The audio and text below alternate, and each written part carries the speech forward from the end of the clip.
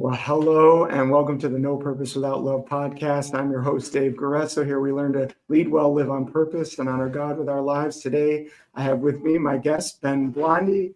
He is the founder of the Give Hope Project, which is not a for-profit social enterprise with the vision of giving hope to the hopeless. He's leading a movement that is transforming overwhelmed people who are stuck in the daily grind, unable to even think about a bigger picture or better life, elevate their vision and create a new life centered around the fulfillment of their purpose. He helps people to elevate their thinking and consciousness, helping them to see the big picture so they can clarify their vision and achieve it. He's worked in corporate America, nonprofits, and as an entrepreneur. He has experience in developing new leaders, building high-performing teams, and problem solving. And he's been successful over the years in building strong client relationships, P&L management, piloting KPIs and new operating standards, budgeting and forecasting, and contract negotiations. He currently resides in Smyrna, Georgia, with his wife of almost 20 years, Elizabeth, and he has 4 children. And he says when he is not working, he enjoys a round of bad golf or being outdoors in the mountains or at the beach, which we're going to get to see today. Ben, welcome to the show. Thanks for being here. Thank you for having me, Dave. Really glad to be here. Really excited to have this discussion with you, and thank you for the great introduction. Absolutely. And so for those watching, we do have a little bit of technical choppiness. So if we cut in and out, it's okay. We're working through it. All right. And we're doing our best to hold it together. If Ben drops off video, that's why. But let's just kick this off, Ben, with telling us the story of how you started the Give Hope Project. This sounds like an amazing organization. It's going to bring a lot of hope to people. What's the story behind it? So it was kind of this thing where I was working just in general in life. I was talking to a lot of people who, it started out a lot talking with people about career development and kind of what they were needing in life. And it really developed into, instead of just talking about career development, right, we started talking about what they wanted out of life.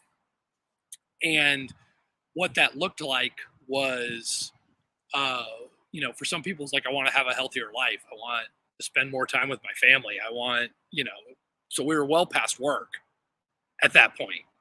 And it really became about helping people create a personal vision. Some of this I was doing in the workplace. Some of this I was doing with people I was meeting, friends, things like that. People who are just like, there's got to be something better than just going to work every day and then coming home and, feeling stuck and unfulfilled. And, so for me, I just had, I'll call it a gifting of being able to really listen to people, stop and hear them where they were in that moment. Right. And being able to come to a center point of, well, here's what I hear you saying. And what does that look like to get there? For people who said I wanted to either lose weight or be healthier, it's like, all right, well, don't, go join a gym. Days. And if you don't want to take a walk, then maybe you shouldn't join the gym right away. Just start building habits towards something that's healthier and better. And, and in some cases, there are people I worked with, as you sit there and talk to them about it, what they really wanted to do and what they're passionate about doing wasn't going to be involved with the company they were at in a couple of years. So it was really, being open to having those conversations of helping people get to where they really wanted to be in life. Mm-hmm. And so this evolved then to creating this organization. Now, just all these different conversations sort of led to that. Is that how it, what made you go, you know what, we really need to have this awesome organization called the Give Hope Project? Yeah, it really became this is my gifting, this is my talent. What does that look like kind of as I go out and start doing this, separate from corporate Ben, if you will, right? Mm-hmm. And beginning to, help people and organizations to really kind of figure out what they're about and what they want to do and stepping through into that vision and, that idea of hope. It really comes from acknowledging that there's a vision and that there's something bigger that I get to work towards and bigger that people get to work towards. helping them elevate their thinking, their consciousness, helping them realize that there's a bigger picture to their life. Mhm.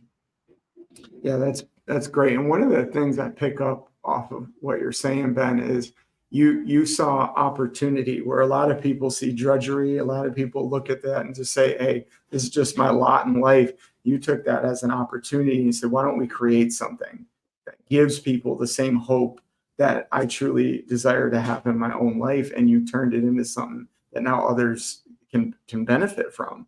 And so that's pretty awesome.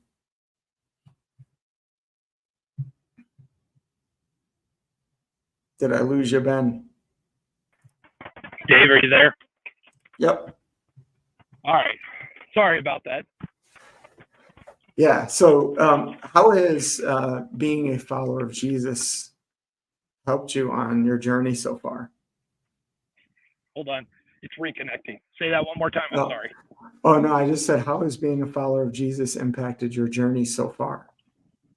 So being a follower of Jesus,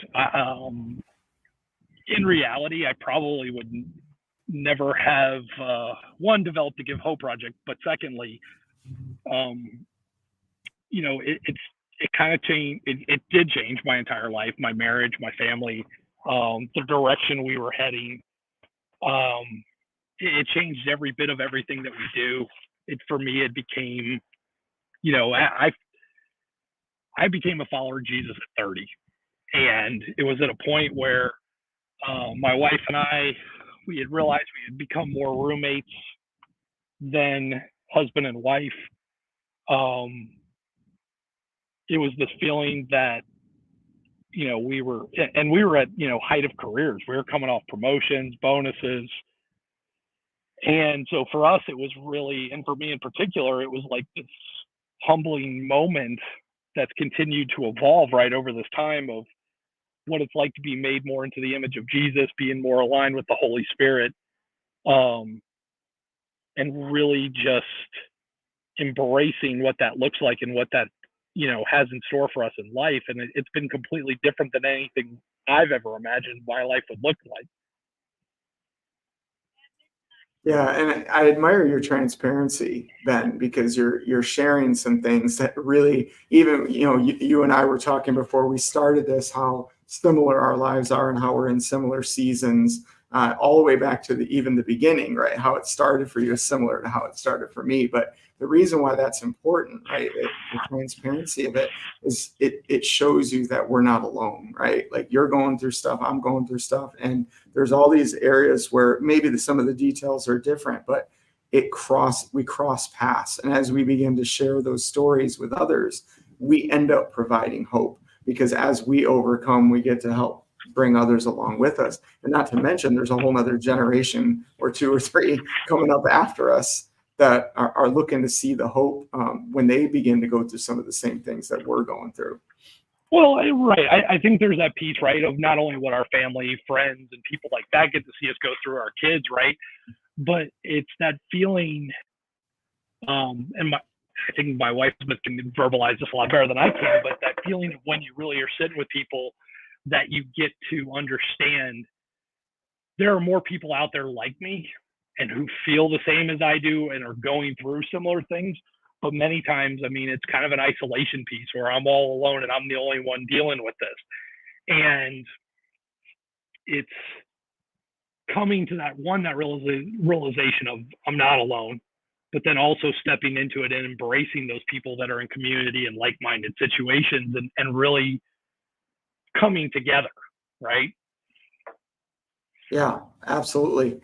And so let's kind of shift gears a little bit and move into this talk about vision, right? Vision is Right. something that you talk a lot about, something that you really believe in, especially this time of year. Everybody's creating vision boards, setting new visions, setting new resolutions, if you will. Why is creating vision, especially for a family, why is that so important? So, I mean, vision, first off, you need a guiding place, right? You need to know where the ship's going to go. And we can go off on a lot of different directions with just that picture of the ship heading in a direction in a port. But if we don't have a vision, then we're really just kind of going through the day to day. We're going through emotions. I hate resolutions. I'm not a big fan of that. And for years, don't get me wrong, I had goals. Over the last that mindset has really shifted to what is your vision? Because if you don't have a vision, then what are you setting goals toward? Then you're just doing things because you either think it's a good idea or you think it's because someone else told you it was a good idea, or and we lose who we are, right? When we're not really centered on what that vision is, that hope of what is better out there for us. What is my gifting? What is my skills? What is my passion towards those things? Because like I said, otherwise I'm just going through emotions, or I'm working towards what someone else thought was a great idea. And it's like I really say this to a lot of people now is be a first-rate version of yourself and not a second-rate version of somebody else. Others think you should, somebody else, or who other people think you should be. Like, be a first-rate version of yourself. Mm-hmm. Yeah, I love that. So what is this vision, is the idea of vision singular, or are there many parts to it? Well, I mean, if you wanted to think about vision, I mean, there's David, right? And I mean, and then there's the aspects of David, like, what do you want your family to look like? What do you want your career, business, professional side to be? And again, they're intertwined ideally.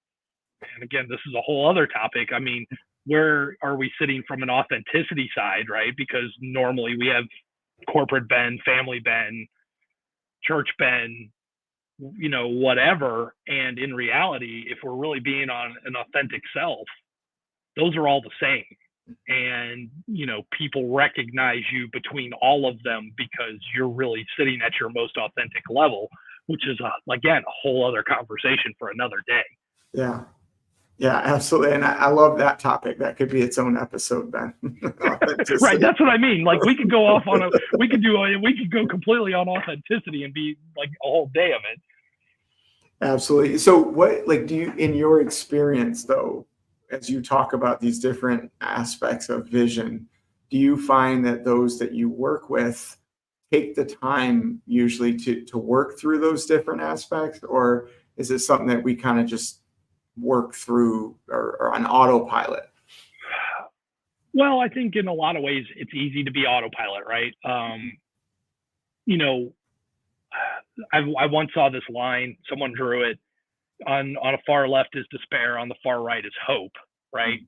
And when you're sitting in a place of despair, you just don't ever believe it'll get better. No. And when you're sitting in a place of hope, you're kind of in this like, okay, I'm maybe in a tough season, or I may be going through this right now, but there's something better out there, right? Yeah. Mm-hmm. When you sit in between those two places, it's almost the worst place to be, right? When you sit between despair and hope, you're really in this bad spot because you're kind of in this, just for lack of a better term, a limbo. Mm-hmm. And you're not really working towards things getting better. You don't necessarily have a belief that it's getting better, but you go, well, I'm not miserable and I don't hate my life. And I, don't think like it's just going to be this wandering, terrible thing forever. Like, I'm just going to get to the end and that's it. Mm-hmm. And and again, that's just not what we were created for, and, what our lives were intended to look like, to just get to the end and survive. Yeah, that's so good. And that's a gold nugget right there.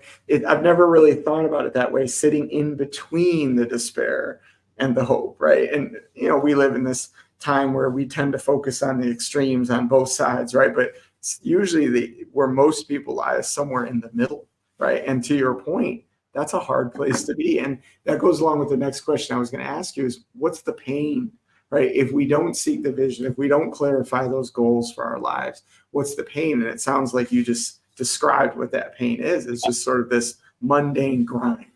Well, it's a mundane grind. You're stuck, is what I call stuck in the daily. Mm-hmm. You wake up, it's Groundhog's Day. Everything's the same. You're going to go do what you do and come home and it's going to be the same. And you're going to go get through your day and spend time with the family. and there's not wrong with those things. There's nothing bad in those things. You know, but you're like, there's never this belief of it's going to get better, or there's more to this, you know, to this life than what I'm experiencing day to day. And it's just going to be like this for another 25, 30, whatever, however many years. Yeah. It almost sounds like hopelessness. Yeah, you're somewhere. I mean, yeah, there's this, it's this, like I said, it's this weird middle area between despair and hope, where you just kind of go, all right, this is life and this is how it's going to be. And yeah. So there's some out there though, right, that struggle with the idea of creating vision. They're like, I'm not sure what I even want. I'm not sure what I'm gifted at. I'm not sure where my talent lies, or this is all I've ever known, right? And I can't really foresee a future that's different than this. There's this struggle. It's almost like a healthy tension, right? Where I know that I need to create this, but I'm not sure how. What would you say to those that are struggling in that way? We'll see. And this is what I tell people. You got to kind of disconnect, not from life, not from your family, but you got to go find some space. Go sit with Jesus and really say, what is it that you have for me, right? Am I in alignment with you, right? Are the desires of my heart the desires that you have for me? And from there, it's building something and putting together the pieces of what am I gifted at, right? What do I like to do? What do I want people, you know, how do I want my eulogy to go? You know, and aligning those pieces. I mean, and let's face it, I mean, people are a lot of times scared to take that kind of stuff to God, but Jesus used to ask people all the time, like especially the people who wanted to be healed, what is it that you want? Or what would you want me to do? And I mean, God's okay with us questioning him and asking him. And yeah, you brought up another topic there that could easily be its own episode. I knew this was going to happen when you and I talked, Ben. I feel like we could have 6 episodes at least between the two of us. I love this stuff. So you bring up an interesting point there. What is it about going to God with what we want that makes people feel like they can't do it? That I wouldn't. I mean, there's probably so many different reasons. I mean, and don't get me wrong, it's a double-edged sword, right? There's I want to go tell God what I want, but then there's the real question of, God, what is it you want from me, right? I mean, there's a huge alignment piece with vision. I mean, because I could create my own vision. My goal is to go do X, and I want to go be a billionaire, and I could go chase after that. But along the way, I mean, I may burn my relationships with my family. I may, who knows, like, right? I get to the end, I don't have anything else, and I got $1 billion. But if I haven't been in alignment with what God has for me, there's so much more that I'm missing out on in life that I could have had otherwise. Yeah. And, you know, one thing I know about these visions that we create and the work that we do is it always centers around the service of people in some way. And if you think about any job, any work that anyone does out there, in one way, shape, or form, it always serves people in some way, for better or for worse. Go for it. Right. And so it'll be 9 years this summer. 9 years ago, I got laid off. I had left corporate America. I went to work at a church, and I was working on business projects and community outreach and a number of things. Well, they went through transition, and essentially I was a financial layoff just due to their financial situation. And as I was dealing with that layoff, which, by the way, was the only time in my life that I'd been on the opposite side of that table. I'd laid people off in my life. I had never been laid off. It was nothing like I imagined it felt like, and it was absolutely terrible. So it was also a learning lesson for the rest of my career. But, you know, really, as I was coming through all that, right, what I really saw was, you know, people are what matter to God. And if you will focus on people and let God take care of the results, then you really like that, those two focuses, sit in those two mantras. And when I have followed that, and when I have been in alignment with that, that is when I've just seen amazing things happen. When I sit in Ben's circle and I'm trying to do things on my own, right? I'm sitting in this by me mindset where I have to do it, or like it has to be done by me, rather than a method of God is working through me. It's a completely different result. And, you know, what you see God do in those times and how it impacts people. And even the people we really don't realize we're impacting, right? It's the people we're friendly to at a coffee shop that may have been having a miserable day and had 5 rude customers in a row, and we come in and give them a smile and a how are you today, and it changes the outlook of their day to the point they go home and talk differently to their family, right? Which changes the outlook of the day ahead. Right, which does so much, and we don't realize the ability when we're working in that not in a by me, but through me, how much it's a different just flow and vibe, and we'll never know the impact, right? It's not something we ever see, but it's what we're called to do.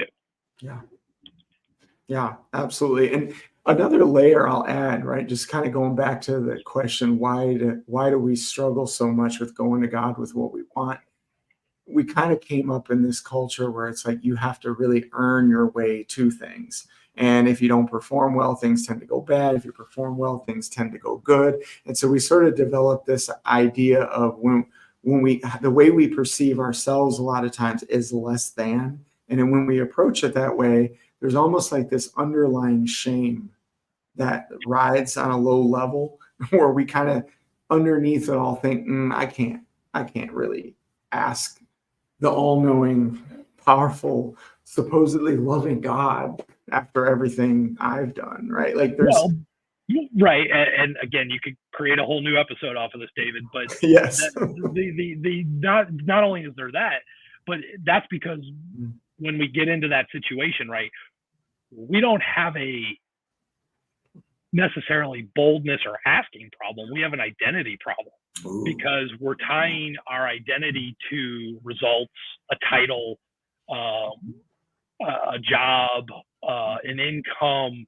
We have an identity problem in those situations. And really that's where a lot of things stem. And that's what even makes vision tough, is when you're not centered in your identity. And that's where a lot of this has to start. Because I tell people, like, you have an identity, you have a calling, right, which is separate from that identity. And a lot of times we get mixed up with the calling being the identity, and that's not even close. And then you stroll into this idea that assignments, right, jobs, titles, whatever, are part of your identity and calling, and they're not. They're assignments. They're things that you go do for a period of time, and they're a lot of times tied to your calling, or they're tied to something that you were supposed to go do to help somebody else out. And we get lost in those, and we lose our identity. We again, and men are the worst. What's one of the first questions? What's one of the first 3 questions a guy gets asked? Right. What do you do? Right. Yeah. It's one of the first things we do. Yep. It's what I call the identity crisis, right? Where we falsify our identity into something that we do, rather than owning the fact that our identity is more about who we are. Correct. Yeah, good. We might have to bring you back for another episode, Ben, to talk about identity. All right, I'm moving on before we get carried away, or we're going to have a 2-hour podcast episode. So moving on back to vision. So I don't know about you, but for me, I started sort of planning some of the visionary work that I've been working on years ago, and I'm still working through that stuff, right? And so what I've realized, it's a long game. It's not a microwave goal set. It's a crock pot goal set, if that makes sense. And so how do we do a better job creating and setting that vision for the long game, for the long haul, and then keep moving towards it, because it can be exhausting. It's difficult to maintain sometimes, especially when it gets hard.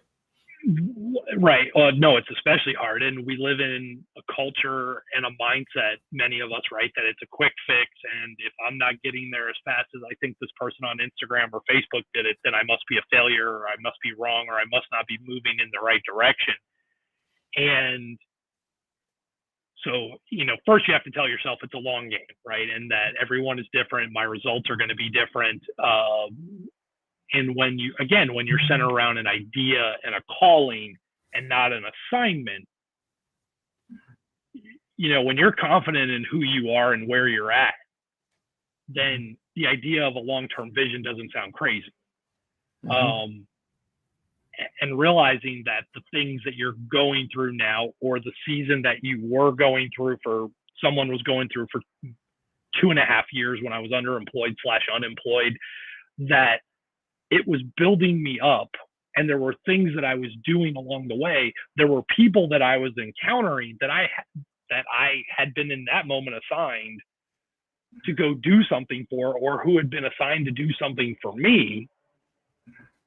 And instead of getting caught up, I get caught up in when am I getting to the other side and getting a job or getting a better income? It's when I would sit there and focus on the people side. To your earlier point, that's when you're playing that long game. You're realizing that where I'm at today, there is something to be done. There's someone for me to impact. There's someone who's here to impact me. And it's a development process, that vision. I mean, it's going to look different in different seasons, right? It looks different when our kids are younger, but as they get older, now it's becoming this, my role as a father is I'm still a dad to them. Yeah. But now, I've got a senior in high school. She's making decisions now that are completely different.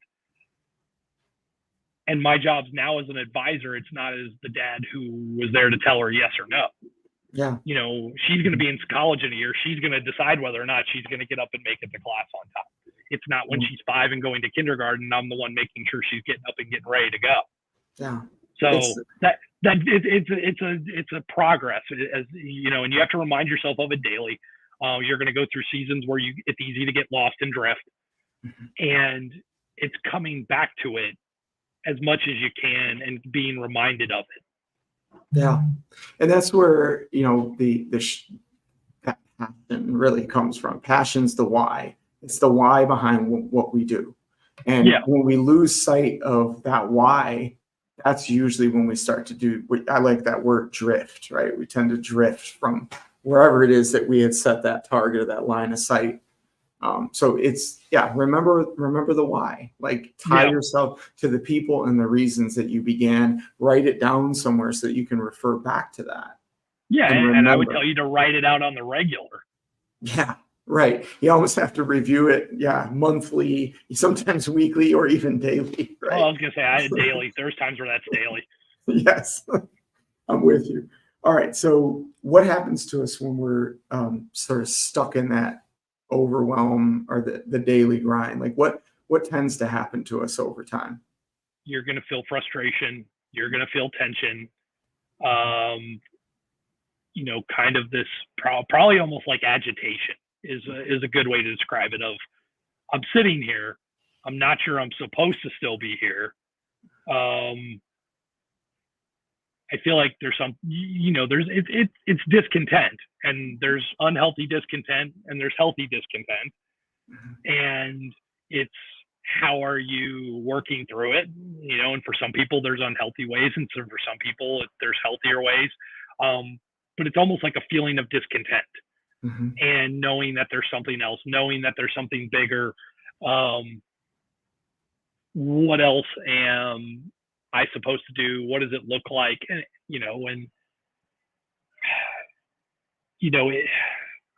again, it's this feeling of agitation of that there's something else, right? And when it's time to get up and move from a situation or change a situation or an outlook, you're going to basically become really uncomfortable. Yeah. You're going to experience serious discomfort. Like if you're supposed to move to a different city, it's going to be as uncomfortable as it can become until you get up and move. Yeah, I've experienced that firsthand, Ben.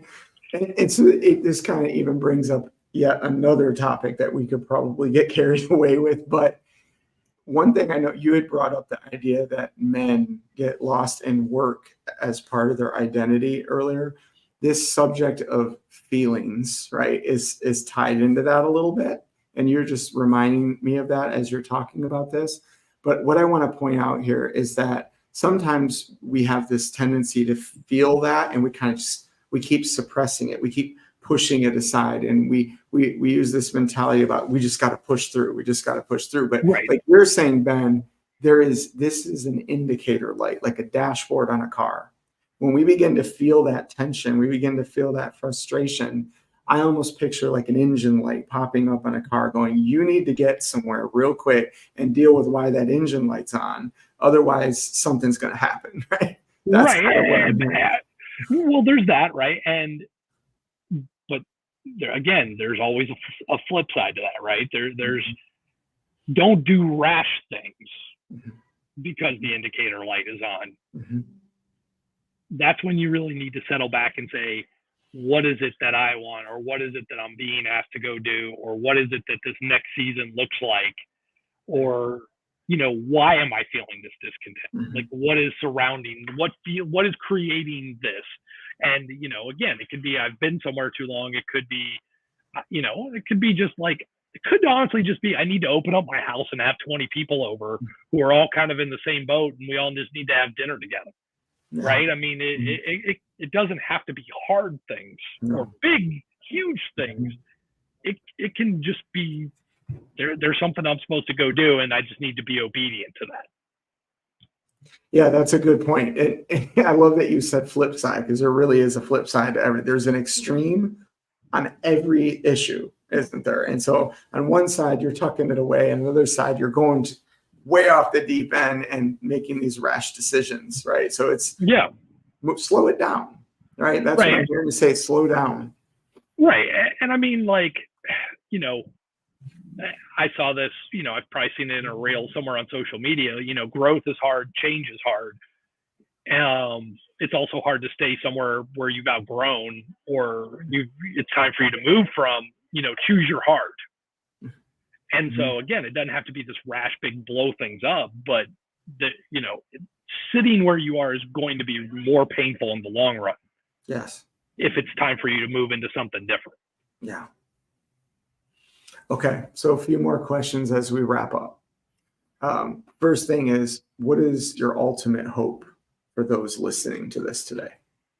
My hope is for the people who are stuck in the daily. Encouragement that it gets better. Move in a direction that is better for you. Because again, I've been there, right, where it's like every day is the same. It's not getting any better. I'm not in a place of despair, but I'm not in the place of where, I'm happy with where I am or what's going on, or thinking that there's something better out there. And so my hope is for people who are feeling that they, start moving in a direction that's healthier and better for them. It's not, do that thing that you've been putting off. Go take a class or learn a skill, or, do something different. That, like, momentum. I hate motivation, but I love momentum. Motivation goes away. Some days I don't have it, but momentum keeps me moving. Yeah.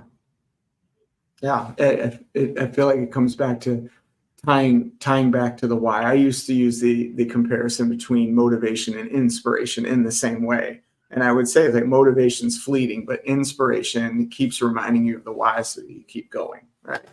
Yeah. It's good. If you could go back and do everything over again and talk to your 20-year-old self, what would you say? Be patient. And the things that bother you and upset you really don't matter. and this is something I've learned as a dad, right? One, if you look at studies, I think most people by the time they're 18 have heard no like 300,000 times in their life, and it's 75% of their encounters are negative. It's a no or something in a negative sense, right? And so learn to say yes as much as you can, and learn to be able to discern between the things that matter and the things that really don't matter. And will this really matter tomorrow, next year, 3 years, 5 years? And don't let it mess up what you have going today. Yeah, sounds a little bit like don't sweat the small stuff. Very much. That's good. Thank you for sharing. And so how can folks reach you and for what specific services? So, my email is ben@givehopeproject.com. My website's there at givehopeproject.com. I do coaching and consulting for individuals who are stuck in the daily grind, who are trying to create that vision and understand it. For everybody, it looks a little different. And, but those are the big things I do with people, is really sit there and help them clarify that vision. Think of that bigger, elevate that thinking and bigger picture, and really go out there and go chase those things that are impactful to them. And then hopefully allow them to go shine that light and spread that hope to the people they encounter as they go about their journey. Awesome. Well, Ben, I want to just say thank you for joining us today and for sharing your wisdom, your insight, and some of the great topics I enjoyed. I truly enjoyed this conversation, Ben. So thank you. No, thank you, David. It's been an absolute pleasure. And like I said, again, we went in a lot of different ways. So this was a lot of fun today. Thank you.